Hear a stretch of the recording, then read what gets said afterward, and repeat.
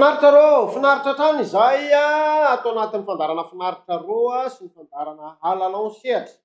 Indrindra atao anatin'ny zanam-pandaharana 3 minitra ho an'ny fifamoivoizana izay mazava ho azy fa dia miresaka mahakasika ny fifamoivoizana, ny ampirindran'ny fifamoivoizana, mahafandraisantsika mianakavy anjary satria izy moa no mifamoivoy eo fa isika ihany ane, isika izaho, ianao, i Rakoto, Rabea, ka raha isika no tsy mandray anjara anatin'izany fampirindrana ny fifamoivoizana zany dia korotana ny fifamoivoizana, lany fotoantsika mety hiteraka loza ihany koa moa zany ka dia izay indrindra no anton'izao zanam-pandaharana izao hiresahantsika sy fampizarana ny mahakasika indrindra moa zany ny fampiasantsika ny lalana. Androantsika dia hiresaka hatrany izay tahaka nataontsika maly moa zany mbola marquage au sol ihany no resantsika izay karazana marquage au sol anankiray mbola bande blanche ihany. Malitsika ny resaka bande blanche 25 cm fa androany kosika dia hiresaka indray bande blanche 10 cm na 15 cm moa zany. Zany mitovy zany izy na 10 na 15 fa zay zany ilazana azy 10 na 15 cm moa zany.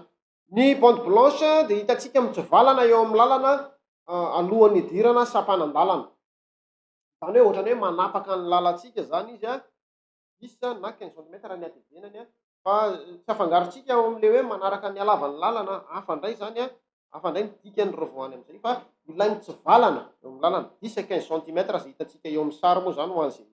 mampiasa ny fahitalavitra fa ataona moa fa ny amin'ny radio tsy maintsy mba hoe ezahantsika ihany zany no décrivena an'izy araka izay tratra moa zany. Tsipika fotsy mitsivalana amin'ny lalana izay misakana io tsipika io dia mirefy 10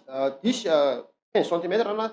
10 ka hatramin'ny 10 cm izay midika hoe priorité à droite, zany hoe io sampanan-dalana dia ny avany amin'ny ankavanana no prioritaire zany, zany hoe ny avany amin'ny ankavanana no tokony mandeha aloha. Marina moa fa eny amin'ny sampanan-dalana tsy hoe ifampisisika dia hoe izay tafiditra fotsiny fa misy lamina foana zany, misy ny fitsipika amin'ny fe. Ka raha ohatra zany araka ny tenentsika teo, raha ohatra hoe mahita ny tsipika 10 ka hatramin'ny 12 cm io ianao zany ny sakana izay manapaka ny lalana dia fantatsika zany hoe priorité à droite, zany hoe ny avany amin'ny ankavanana zany. Izy io dia mitovy asa zany amin'ilay panneau hitantsika eo amin'ny sary moa zany hoe panneau Croix de Saint-André moa ny ilazana anazy priorité à droite, zany hoe misy telo zoro dia misy X ohatr'izao anatiny, zany hoe misy croix moa zany izy Croix de Saint-André, zany hoe la croix-ny masinda André moa zany raha adikatsika amin'ny teny malagasy ilay izy dia midika koa zany io hoe priorité à droite, zany hoe ny avany amin'ny ankavanana no tokony mandeha mialoha. Ianao zany dia